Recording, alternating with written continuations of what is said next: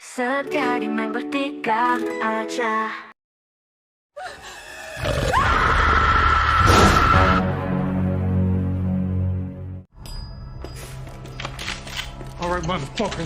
Di awal film, kita akan disuguhkan ada sebuah tragedi perampokan di sebuah minimarket yang dilakukan oleh dua orang beguna lokal di kota ini. Dengan bermodalkan bedil, mereka mengancam ke penjaga toko dan meminta semua uang di mesin kasir, termasuk yang ada di brankas.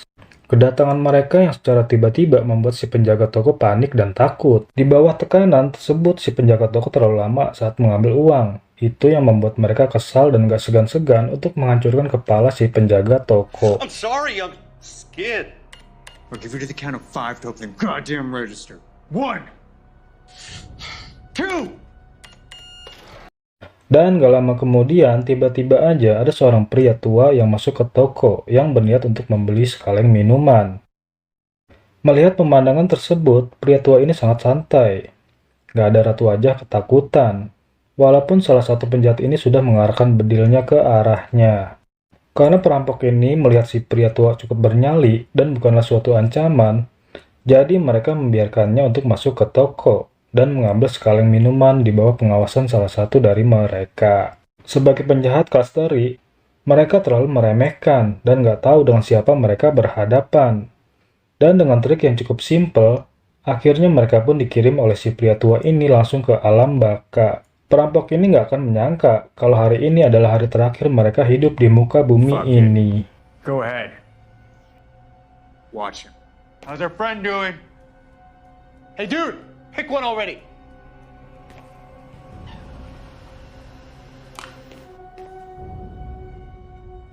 Sure, why not?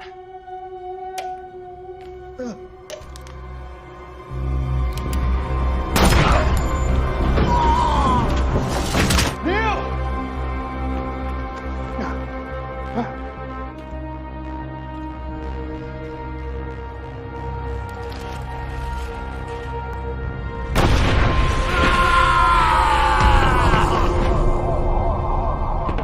Peristiwa yang baru aja terjadi bagi dirinya adalah suatu peristiwa yang sudah biasa, bukanlah suatu yang aneh dalam menghadapi para penjahat, apalagi cuma penjahat kelas teri.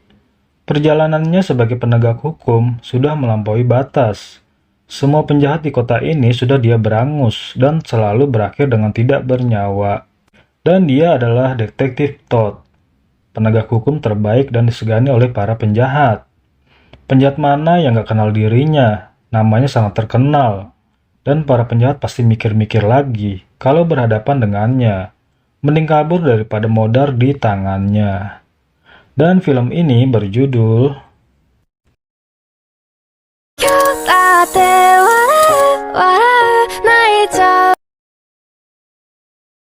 Lalu kita akan dibawa ke sebuah kantor kepolisian setempat, yang dimana sang kepala polisi yang dipimpin oleh Kapten Rhodes sedang mengalami kegundahan. Akibat ulah anak buahnya, ya siapa lagi kalau bukan Detektif Todd. Kapten Rhodes mendapat laporan dari personel polisi lain kalau Detektif Todd telah menumpas kejahatan, tetapi dengan cara yang sangat tidak manusiawi, selalu membuat kekacauan di saat menumpas kejahatan dan meninggalkan mayatnya begitu saja. Itu yang membuat Kapten Rhodes sangat marah atas sikap main hakim sendiri yang dilakukan oleh Detektif Todd. Tapi dengan santai Detektif Todd menjawab semua pertanyaan yang diajukan oleh Kapten Rhodes. Dan setiap kata-kata yang keluar dari mulut Detektif Todd membuat Kapten Rhodes semakin kesal. Dan karena dia sudah melakukan pelanggaran dan menempatkan mereka di situasi yang kacau, dengan berat hati akhirnya Kapten Rhodes memutuskan untuk membebas tugaskan Detektif Todd dengan mengambil lencana dan senjatanya. You leave me no choice, Toth. I want your badge and I want your gun right now. Padahal sangat disayangkan, Detektif Todd adalah orang terbaik di kepolisian ini. Di akhir masa-masa tugasnya, Detektif Todd melakukan pelanggaran, tapi itu nggak jadi masalah bagi dirinya. Sebagai penegak hukum yang udah kawakan, dia adalah orang yang sangat disegani, bukan saja sama para penjahat, melainkan oleh para juniornya, yang memandang Detektif Todd adalah seorang panutan. Lalu sepulangnya dia ke rumah, di sini kita akan diajak melihat memori terdahulu, kenangan yang indah sekaligus memilukan saat bersama mendiang istrinya, yaitu si Tami. Waktu di mana mereka akan merayakan hari jadi pernikahannya. Akan tetapi, kebahagiaannya seakan terenggut dan hilang begitu saja. Mengingat di malam itu, istrinya yaitu si Tami telah tewas bersimbah darah. Dengan luka-luka yang gak wajar. Darah di mana-mana, ada bekas sayatan yang aneh, dan isi perutnya sudah berurai. Tommy, my darling, happy anniversary.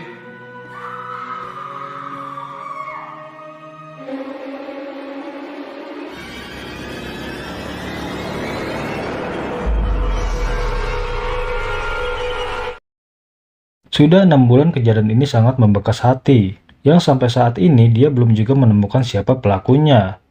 Hidupnya terasa kosong kalau nggak ada Tami di sisinya. Dan detektif Todd berjanji akan membalaskan dendamnya siapapun pelakunya.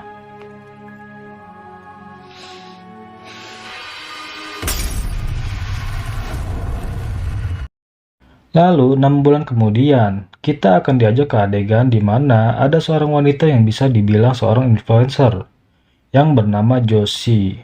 Saat ini dia menyelinap ke sebuah stasiun kereta, di mana waktu yang dilarang untuk diakses oleh banyak orang. Tapi keberadaannya diketahui oleh seorang security saat itu, yang bernama McMahon. Ya walaupun keberadaannya diperbolehkan, akan tetapi Josie sempat marah saat mengalami tindakan pelecehan. Hey, flirty with no dirty should be a crime. Not if you were the last man on Earth. Fucking asshole. Lalu tibalah Josie ke sebuah spot di mana dia akan melakukan live di akun TikTok-nya. Dengan perasaan bahagia, Josie nggak menyadari kalau dirinya telah diintai oleh seseorang yang tidak dikenal. Sosok misterius yang membuat dirinya nggak menyangka kalau hari ini adalah hari terakhirnya. Josie tewas menjadi korban kebiadaban seorang manusia jadi-jadian. I said that I was...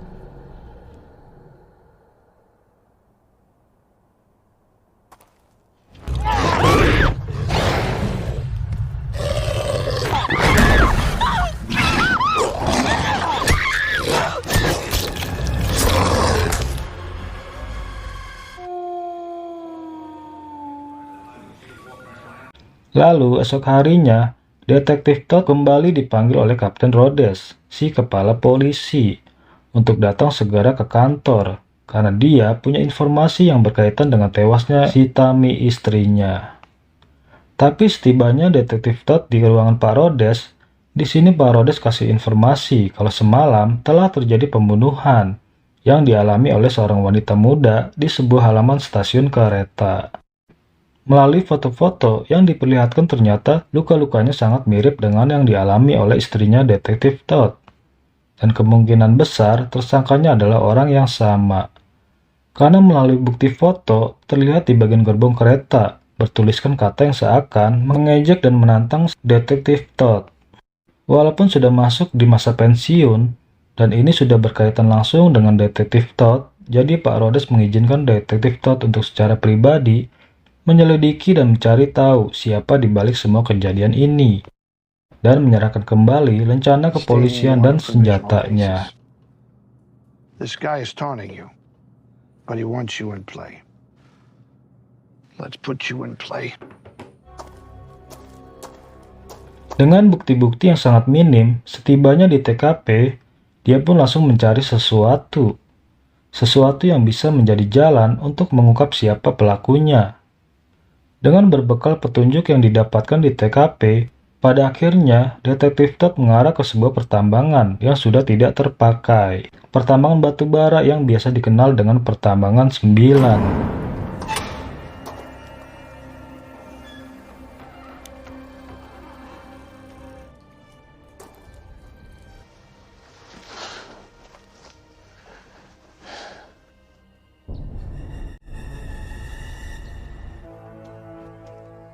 Lalu setelah mengumpulkan semua petunjuk yang sudah didapatkan dari sebuah TKP dan di bekas pertambangan, detektif Todd berjalan menuju ke sebuah rumah yang terlihat sangat sepi dan memanggil-manggil nama seseorang bernama Marco. Marco! Hey, Marco! Dan dari dalam rumah keluarlah seseorang berbadan besar bernama Marco. Ini dia nih orangnya. Setelah Marco keluar, mereka pun terlibat perkelahian yang ternyata hanya gurauan saja. Mereka saling mengenal dan merupakan teman dekat.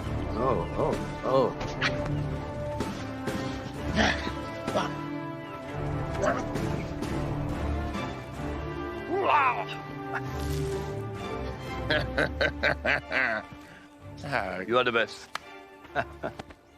Dan karena lokasi rumah Marco sangat berdekatan dengan lokasi kejadian, Detektif Todd mencoba menggali informasi dari Marco, yang siapa tahu Marco mengetahui ada kejadian yang dirasa aneh akhir-akhir ini di sekitar rumahnya. Weren't you kicked off the force?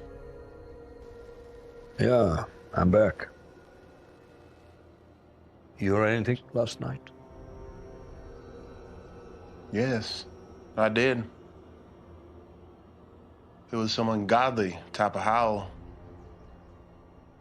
Lalu singkat cerita, karena situasi sangat rumit dalam memecahkan kasus ini, jadi Detektif Todd mencoba santai sejenak di sebuah bar sambil minum ciu. Tapi nggak lama kemudian, tiba-tiba aja dia dihampiri oleh seseorang pemuda yang bernama Peter. Seorang pemuda yang pernah Detektif Todd selamatkan dari percobaan bunuh diri di sebuah jembatan di waktu yang lalu. Peter adalah seorang anak muda yang baik. Entah dia itu anak siapa, tapi yang jelas gerak-geriknya sangat mencurigakan. Apakah Peter adalah orang yang Detektif Todd selama ini dia cari?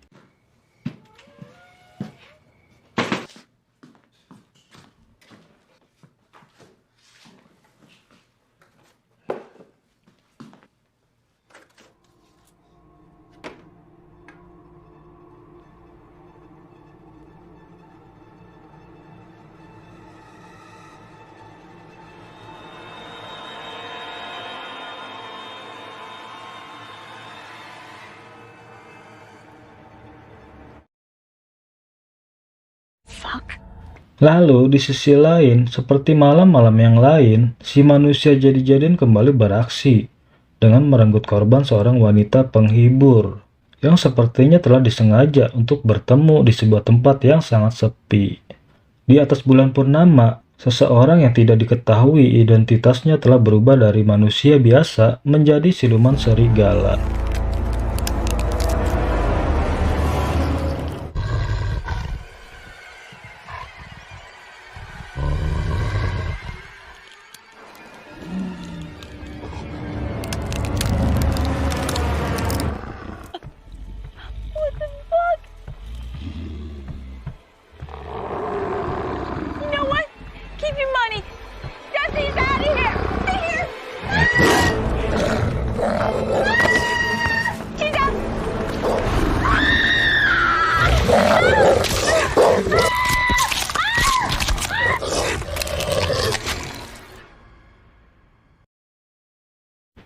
Singkat cerita, di esok harinya, Detektif Todd datang ke kantor bertemu dengan Pak Rhodes untuk melaporkan hasil temuannya di TKP.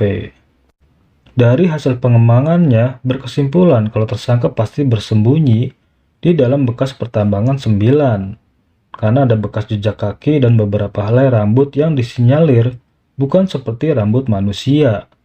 Dan hasil temuannya itu membuat Pak Rhodes sedikit agak heran dan akan langsung menganalisanya. Dan di sisi lain, saat ini yang mereka punya hanyalah seorang penjaga keamanan, yaitu si McMahon, yang terindikasi menjadi tersangka. Akan tetapi, tidak banyak informasi yang didapat, jadi mereka lepaskan saat itu juga. Lalu, selagi mereka masih membahas kasus ini, tiba-tiba aja seorang anggota polisi lain yang bernama Jenkins memberikan informasi telah menemukan mayat di sebuah toko tua di dekat rel kereta api. Dan korbannya lagi-lagi seorang wanita yang tadi kita lihat. Analisa mereka mengatakan itu adalah pelaku yang sama karena terlihat mirip seperti korban-korban yang lain yang sudah lebih meninggoy.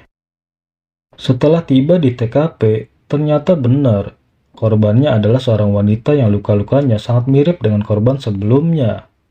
Dan di sini, Detektif Todd mencoba untuk mencari petunjuk lain, yang ternyata menemukan sebuah pisau yang sudah berlumuran darah. fakta kalau pelaku sempat dilukai oleh si korban.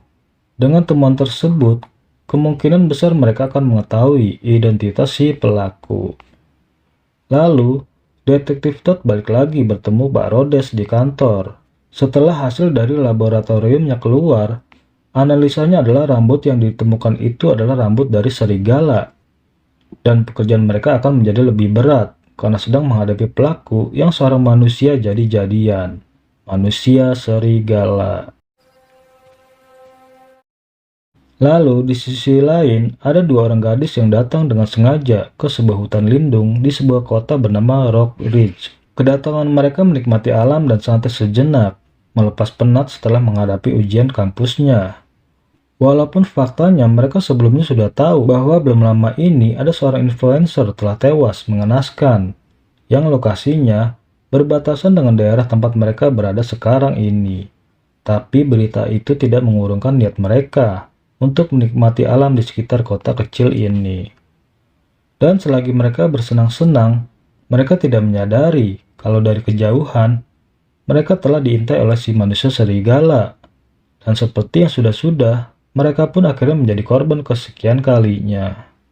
Mati mengenaskan di tangan manusia serigala. Oh my god. What? I don't see what's so funny. Come on. It's kind of funny. Now where'd you put the rest, you creep?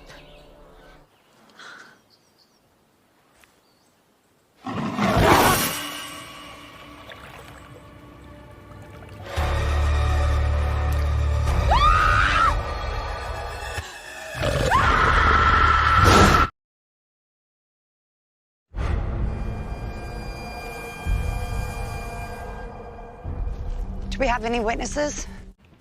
Lalu dengan cepat berita korban lain diketahui oleh Detektif Todd yang langsung menuju TKP. Tapi kehadirannya terganggu oleh seorang kepala sheriff di kota ini, Sheriff Cooper, yang tidak menerima kehadiran orang asing. Malah Sheriff Cooper sempat marah dan mengusirnya karena ini bukan daerah teritorialnya.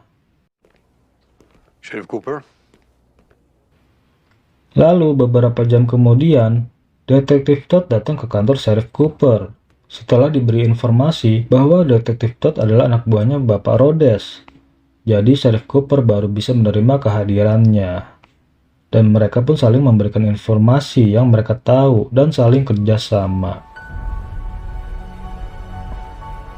Lalu singkat cerita, beberapa hari kemudian, di sebuah kereta tampak ada seorang wanita muda.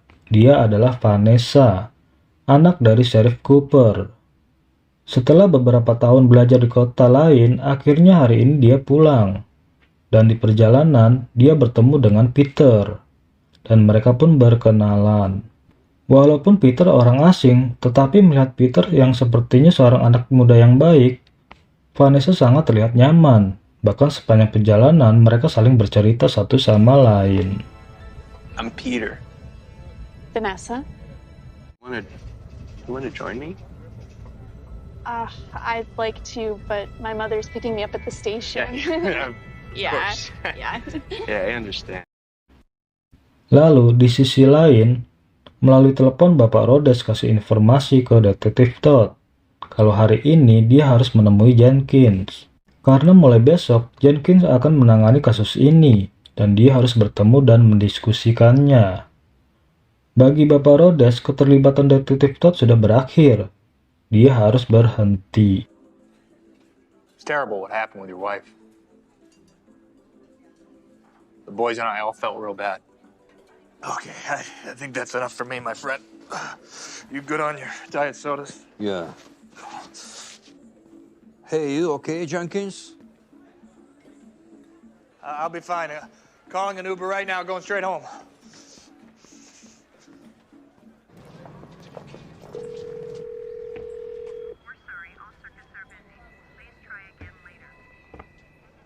Lalu di sisi lain, di sebuah stasiun kereta, ke adegan di mana Vanessa sudah tiba di kota Rock Ridge. Di sini Vanessa terlihat bingung setelah beberapa kali tidak bisa menghubungi ibunya karena susah sinyal. Dan gak lama kemudian, Vanessa bertemu lagi sama Peter, yang mengajaknya untuk bersama-sama berkunjung ke pertambangan 9, tempat yang sangat ingin Peter kunjungi untuk bahan buku yang akan dia tulis. Karena keadaan Vanessa yang udah bad mood dan gak mau sendirian di stasiun ini, daripada bete, jadi Vanessa mengiyakan ajakan Peter, sambil menunggu ibunya dapat dihubungi. You're gonna love this place. Hey, Mom. Hope you're okay. I'm going to take a quick look at the old number 9 mine with a friend. Lalu gak lama kemudian, akhirnya mereka tiba juga di pertambangan 9, di mana mereka akan memasuki wilayah yang tidak seharusnya mereka kunjungi. Dan mereka pun gak tahu apa yang akhir-akhir ini sebenarnya terjadi di kota ini. Setelah tiba di dalam pertambangan, semua tampak biasa, bahkan mereka sangat antusias melihat keadaan sekitar. Tapi apa yang terjadi sungguh di luar perkiraan BMKG. Peter pun menjadi korban si manusia serigala.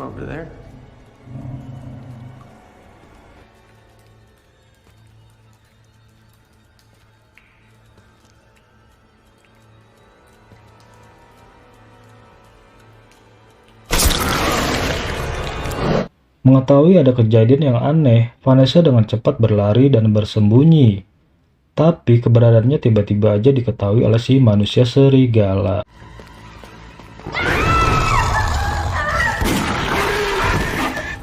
Alhamdulillahnya secara bersamaan ibunya Vanessa si Sheriff Cooper datang menolong.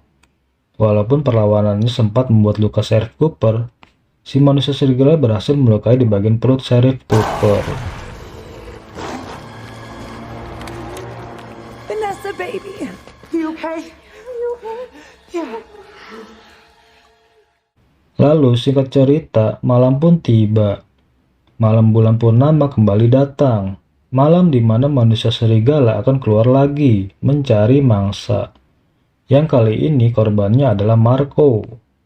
Tapi naluri detektif Todd seakan tahu kalau si manusia serigala akan menuju rumah Marco. Dan benar aja ternyata si manusia serigala akhirnya datang dan menyerang mereka.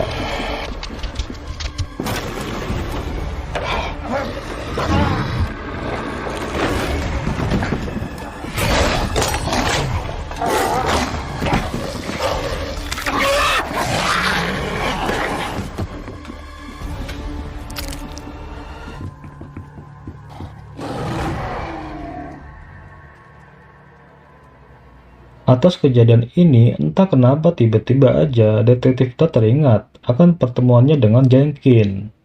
Di situ dia baru menyadari kalau ternyata si manusia serigala adalah Jenkins, pelaku pembunuhan yang selama ini dia cari.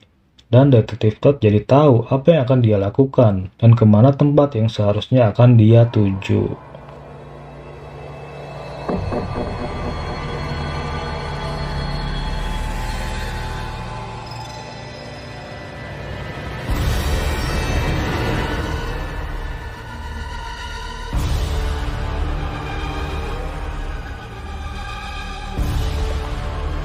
Lalu dengan cepat detektif Todd segera balik ke rumahnya untuk menyiapkan sesuatu.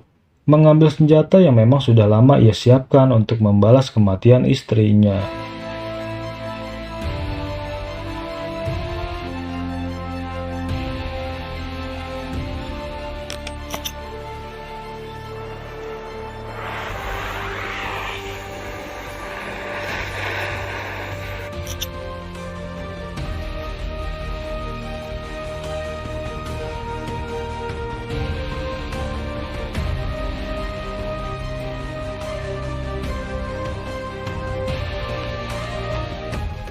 Setibanya detektif Todd di pertambangan 9, dengan berbekal senjata dan peluru perak buatan sendiri, perkelahian antara mereka akhirnya terjadi. Walaupun perlawanan si manusia serigala telah melukai detektif Todd, tapi tidak membuatnya mundur. Malah detektif Todd berhasil melukainya. Come out. I know you are in there.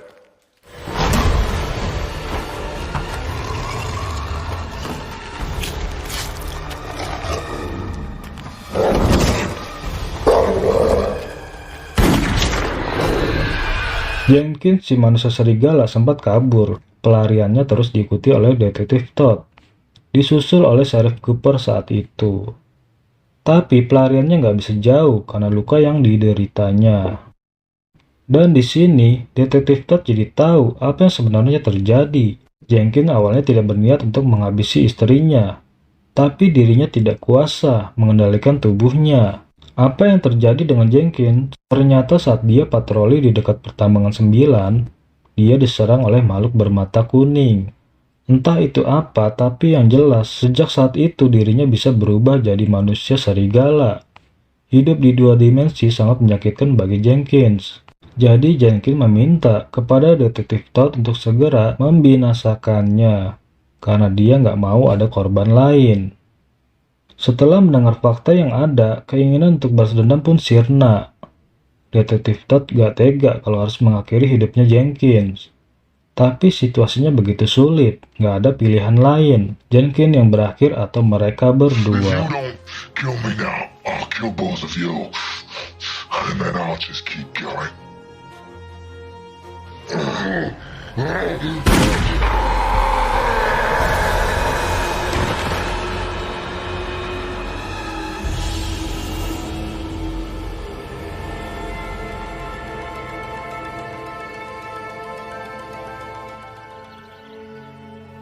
Lalu singkat cerita, setelah berhasil mengungkap kasus yang sulit, di akhir masa pensiun menjadi penegak hukum, hidup Detektif Todd menjadi tenang, dan mereka pun merayakannya di rumah Marco. Tapi di akhir film, di sini kita jadi tahu, makhluk aneh bermata kuning yang menjangkit Jenkins, hingga akhirnya bisa berubah menjadi manusia serigala, ternyata adalah Marco. Tamat.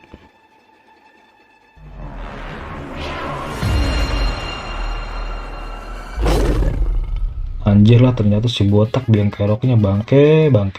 Udah segitu dulu ya teman-teman. Mohon maaf kalau ada ucapan saya yang gak berkenan atau penyampaian saya yang dirasa kurang. Saya minta maaf. Dan saya minta maaf lagi, video kali ini sangat berbeda. Mohon dimaklumin ya teman-teman. Makasih bagi kalian yang sudah setia dengan channel ini. Sekali lagi makasih banget. Akhir kata saya ucapkan mohon klik tombol like, share, dan subscribe. Dan segenap jajaran yang bertugas kami ucapkan undur diri. Sampai jumpa di video selanjutnya. Bye-bye. Setia bersama kita jadi keluarga. Ayo terus tekun, jangan kemana-mana.